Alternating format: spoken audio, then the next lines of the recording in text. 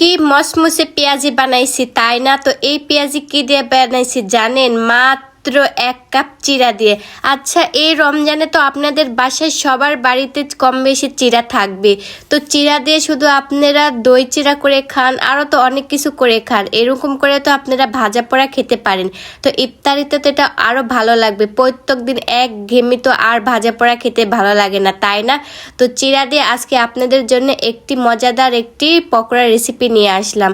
তো প্রথমে এখানে 1 কাপের আমি নিয়েছি চিরাটা ভালো করে একদম ধুয়ে নিয়েছি। তারপরে দিয়েছি এখানে আমি মুসুর ডাল বাটা।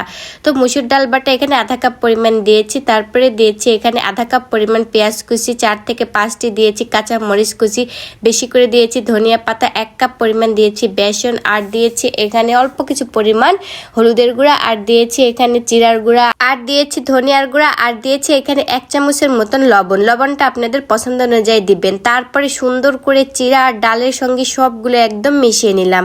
তো তারপরে মিশানো যখন হয়ে গেল, এগুলো তো ভেজে নিতে হবে, তাই না? একটা প্যান নিয়েছি, প্যানে দিয়েছি তেলটা যখন গরম হয়ে আসলো, একে একে একদম পকোড়ার সাইজ করে আমি দিয়ে দিলাম। তো আমি একটু চ্যাপটা করে দিয়েছি, কারণ এভাবে দিলে বেশি মসমসে হয়, দেখতেও ভালো লাগে, আর ভিতর থেকে সুন্দরভাবে কুক হয়ে যায়। তো এখানে আমি এক এক করে আমি সেই প্যানে দিয়ে দিচ্ছি। তো আপনারা দেখতে পাচ্ছেন কিভাবে আমি দিচ্ছি, আর এর সাইজটা আমি কিভাবে বানিয়েছি।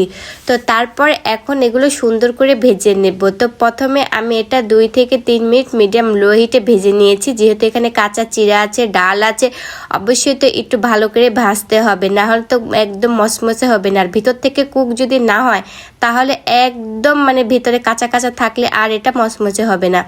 তো তারপর আমি সুন্দর করে এগুলো উল্টে পাল্টে নিলাম।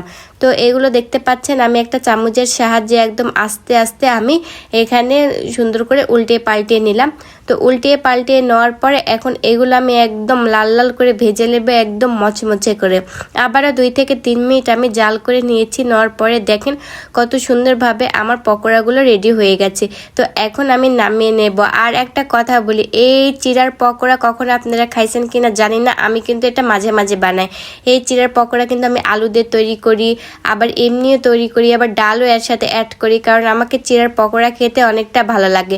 আর এইভাবে আপনারা বানিয়ে দিবেন, কখনো বলতে পারবে না যে এটা চিড়ার পকোড়া। আর ইফতারি তো আমরা অনেক রকম ভাবে পকোড়া তৈরি করি, তো একটু ইউনিক ভাবে তো কিছু তৈরি করে বাসায় সবাইকে দিতে পারি, তাই না? তো আজকের আমার এই চিড়ার পকোড়ার রেসিপিটা আপনাদের কাছে কেমন লাগলো অবশ্যই কমেন্ট করে জানাবেন, আর রেসিপিটি ভালো লাগলে লাইক করবেন।